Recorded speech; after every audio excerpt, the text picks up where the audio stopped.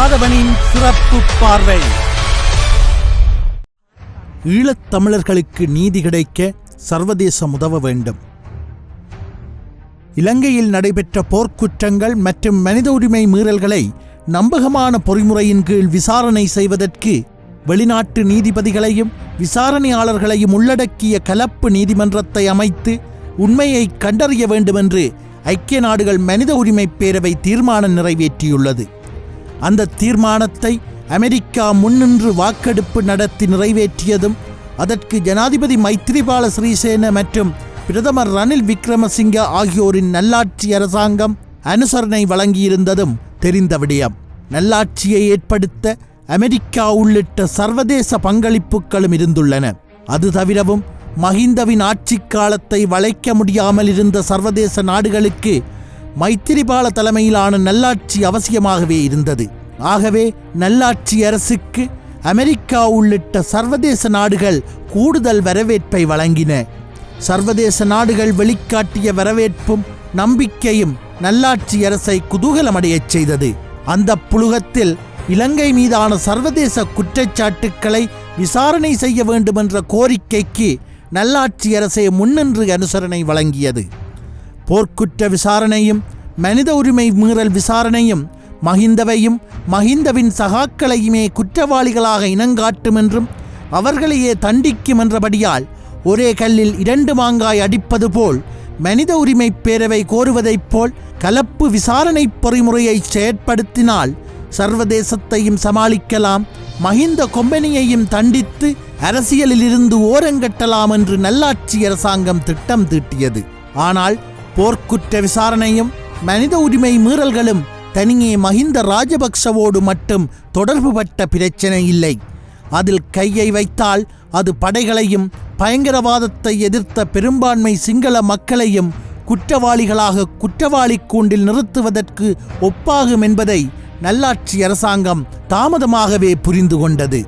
இவை எல்லாவற்றுக்கும் மேலாக நல்லாட்சி அரசு எதிர்பார்த்ததைப் போல் ஆட்சியிலிருந்து அப்புறப்படுத்தப்பட்ட மஹிந்த ராஜபக்சவின் செல்வாக்கு குறைந்து அவரை மக்கள் ஒதுக்கிவிடுவார்கள் என்ற கணக்கு பொய்த்துப் போய்விட்டது.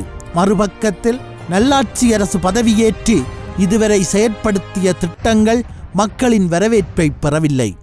ஆட்சி மாற்றம் ஒன்றுக்காக வாக்களித்த சாதாரண மக்களின் வாழ்க்கை தரத்தை உயர்த்துவதற்கு நல்லாட்சி அரசாங்கம் என்ன செய்தது? இதுதான் கேள்வி. இத்தனை குழப்பங்களுக்கும் நடுவே சர்வதேச விசாரணை பொறிமுறை தொடர்பாக அரசினால் வெளியிடப்படும் கருத்துக்கள் போர்க்குற்றங்களாலும் மனித உரிமை மீறல்களாலும் பெரிதும் பாதிக்கப்பட்ட தமிழ் மக்களுக்கு நம்பிக்கையை கொடுப்பதாக இல்லை. இலங்கையில் இதற்கு முன்னர் அமைக்கப்பட்ட விசாரணை ஆணைக்குழுக்களும் பொறிமுறைகளும் ஆட்சியாளர்களின் கைப்பொம்மைகளாகவும் ஆளுமை கொள்ளளவு இல்லாததாகவும் தமிழ் மக்களின் நம்பிக்கையை பெறாதவையாகவும் இருந்துள்ளன. இதற்கு அண்மைய உதாரணமாக காணாமல் போனவர்கள் தொடர்பான விசாரணையை முன்னெடுத்த ஆணைக்குழுவின் தலைவர் மெக்ஸ்வெல் பரணகமவின் செயற்பாடுகளை எடுத்துக் கொள்ளலாம். அவர் தமிழ் மக்களிடம் ஒரு அக்கறையாளனைப் போலவும் அனுதாபியைப் போலவும் வாக்குமூலங்களையும் முறைப்பாடுகளையும் பெற்றுக்கொண்டு அது தொடர்பில் கருத்து தெரிவிக்கும் போது அந்த வாக்குமூலங்கள் இரட்டிப்புத்தன்மையானவை என்றும் சிங்கள மக்களிடமும் காணாமல் போனோர் தொடர்பான வாக்குமூலங்கள் பெற்றுக்கொள்ளப்பட வேண்டுமென்றும் குறிப்பிட்டதுடன் அண்மையில் தமிழ் மக்கள் மீது கொத்துக்குண்டுகள் வீசப்பட்டதில் தவறில்லை என்ற விதமான கருத்தையும் தெரிவித்திருக்கின்றார். அரசியல் அமைப்பு திருத்தத்திற்கு மக்களின் கருத்தறியும் குழுவினரிடம் தமது கருத்துக்களை பதிவு செய்த 99% தமிழ் மக்களும் தமக்கு சமஷ்டி அடிப்படையிலான அதிகாரப் பகிர்வையை தீர்வாக முன்வைத்திருந்தனர். ஆனால் இறுதியில் அந்த குழு தனது அறிக்கையை அரசிடம் கையளித்த போது அக்குழுவின் தலைவரான லால் விஜயநாயக்க தமிழ் மக்கள் சமஷ்டியை கோரவில்லை என்ற விதமாக பூசி மெழுகி கருத்து கூறினார்.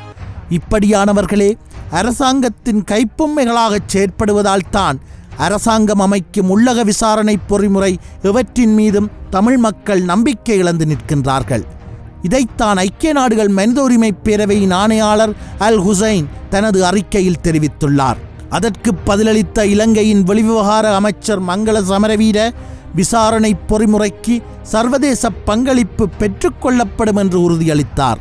ஆனால் ஜனாதிபதி மைத்திரிபாலவோ சர்வதேச பிரதிநிதிகளையோ சர்வதேசத்தின் தலையீட்டையோ இலங்கை ஏற்றுக்கொள்ளாது என்றும் இலங்கை விவகாரத்தில் அத்தகைய மூக்கு நுழைப்பை ஒருபோதும் ஏற்றிச் செயற்படப் போவதில்லை என்றும் தெளிவாக குறிப்பிட்டுள்ளார். இலங்கை ஜனாதிபதியின் இந்த அறிவிப்பு குறித்து ஐக்கிய நாடுகள் மனித உரிமை பேரவை எவ்விதமான பதிலை கொண்டிருக்கின்றது என்பதும், இலங்கை அரசு முன்னர் ஏற்றுக்கொண்டபடி நடந்து கொள்ள தவறுகின்ற போது அதற்கு சர்வதேசத்தின் பிரதிபலிப்பு எவ்வாறாக இருக்கப் போகின்றது என்பதையும் அறிந்து கொள்ள தமிழ் மக்கள் ஆர்வமாக இருக்கின்றார்கள். சர்வதேசத்தை நம்பியும் நியாயங்களுக்காக ஏங்கியும் காத்திருக்கும் தமிழ் மக்களுக்கு காலங்கடத்தப்படும் நியாயமானது மறுக்கப்படுவதற்கு ஒப்பானதே என்பதை உலகம் புரிந்து கொள்ள வேண்டும்.